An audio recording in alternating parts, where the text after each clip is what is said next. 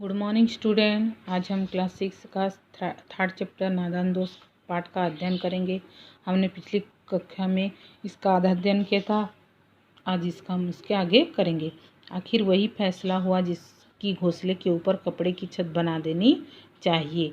पानी की प्याली और थोड़े से चावल रख देने का प्रस्ताव भी स्वीकृत हो गया। दोनों ने फैसला किया कि उस घोंसले को के ऊपर कपड़े की छत बनाई जाए और पानी और खाने की भी व्यवस्था की जाए। दोनों बच्चे बड़े चाव से काम करने लगे।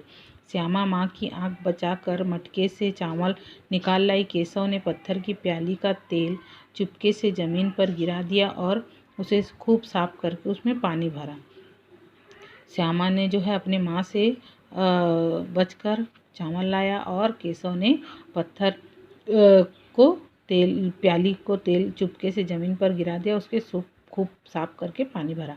अब चांदनी के लिए कपड़ा कहाँ से आए? फिर ऊपर से बगैर छड़ियों से कपड़ा ठहरेगा और कैसे छड़ियाँ खड़ी होंगी कैसे?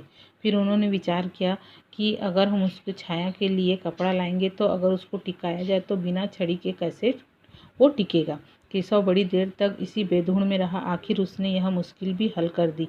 श्यामा को बोला, जा कूड़ा फेंकने वाली टोकरी उठा लाओ, अम्मा जी को मत दिखाना। केशव ने उपाय सोचा। बहुत देर तक सोचने के बाद उसको एक उपाय आया और उसने कहा कि जाकर कूड़ा फेंकने वाली टोकरी लाओ, लेकिन अम्मा को नहीं बताना। श्यामा वहाँ तो बीच से फटी हुई है, उसमें तो धूप ना आएगी। तो श्यामा बोलने लगी, वो तो फटी हुई है, अगर उसमें धूप आएगा तो फिर कैसे होगा? केशव ने झुंझला कर कहा, तू टोकरी तो ला, मैं उसका सुराग बंद करने की कोई हिकमत निकालूंगा। केशव गुस्सा हो गया और उसको कहा, तुम पहले टोकरी ले आओ, मैं उसके सुराग को बंद करने के लिए कोई उपाय जरूर निकाल लूँगा। श्यामा दौड़कर टोकरी उठा लाई। केशव ने उसके सुराग में थोड़ा सा कागज ठूस दिया। तब टोकरी को एक टहनी से टिकाकर बोला, देख, ऐसे ही घोंसले पर उसकी आड़ कर दूंगा, तब कैसे धूप आएगी। श्यामा दौड़कर गई और टोकरी उठा लाई। उसने उस सुराग में थोड़ा सा कागज ठूस दिया।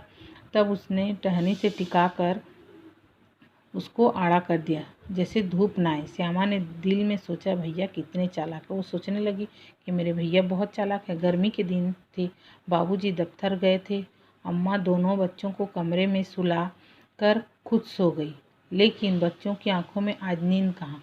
अम्मा जी को बहलाने के लिए दोनों दम रोके आंखें बंद किए मौके का इंतजार कर रहे थे। गर्मी के मौसम होने के कारण पिताजी दफ्तर चले गए थे और अम्मा जो है दोनों को कमरे में सुलाकर खुद सो गई, लेकिन बच्चों के तो ध्यान उसी अंडों पर था। उनका जी उसी तरफ गया था।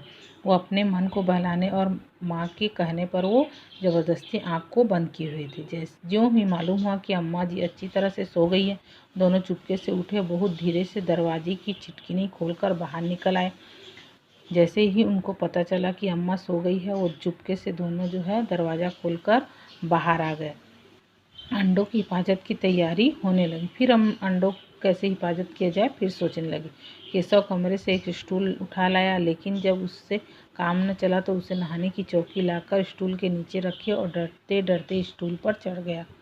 देखो यहाँ पर उसने क्या किया, उसने किया कि जैसे ही वो एक स्टूल लाया, लेकिन वो छोटा होने के कारण उस छज्जे तक उसका हाथ नहीं पहुंचा, तो उस नहाने का स्टूल लाया और उसके ऊपर वो चढ़ गया। श्यामा दोनों हाथों से स्टूल पकड़े हुई थी।